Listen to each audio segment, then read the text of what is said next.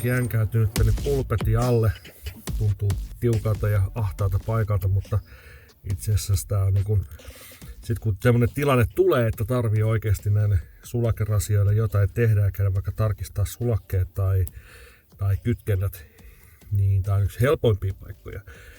Koska ei olisi kovin kauan aikaa sitten, kun me laitettiin vielä käytännössä akkuta lähtemään suoraan meidän virtajohdot meidän elektroniikalle, mutta tämä pulpetin alle laitettava sulakerasio ja nämä black boxit, niin nämä auttaa nyt sen, että jos tulee oikeasti joku tiukka paikka, että sähköt ei toimi, niin me saadaan täältä helposti katsottua kaikki kytkennät. Ja tässä esimerkiksi on Blueseen sulakerasia, mikä on tarkoitettu 6 laitteelle.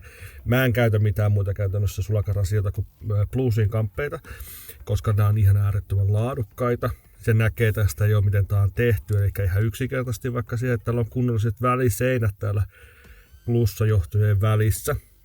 Ja tää on ehkä se kaikkein suosituin näistä kaikista Blueseen sulakerasioista, eli tähän tulee akulta, elektroniikka-akulta tai starttiakulta, mutta mulla tulee elektroniikka-akulta, tulee suoraan miinus ja tulee suoraan plussa.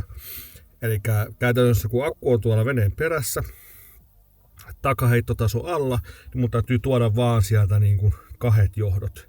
Nämä voi olla 10 millineliöiset tai 16 millineliöiset, sillä ei oikeastaan hirveän suurta merkitystä ole, mutta mä oon tuonut sen verran kuitenkin jykevämpää johtoa, että on myös helpompi tänne uittaa. Ja se varmasti johdon kapasiteetti riittää, eikä se niin joutu vahingoitu se johto, jos se joutuu nyt johonkin tiukkoja mutkiakin tekemään. Ja sitten Bluesissa on tosiaankin 6 paikat.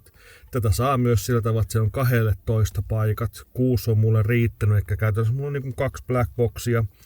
Ja sitten mulla on 2 näyttöä. Ja mulla on täällä vielä 1 paikat, mikäli mä haluaisin vaikka laittaa 3. näytön tai 3. black boxin tähän tai jotain muuta vastaavaa.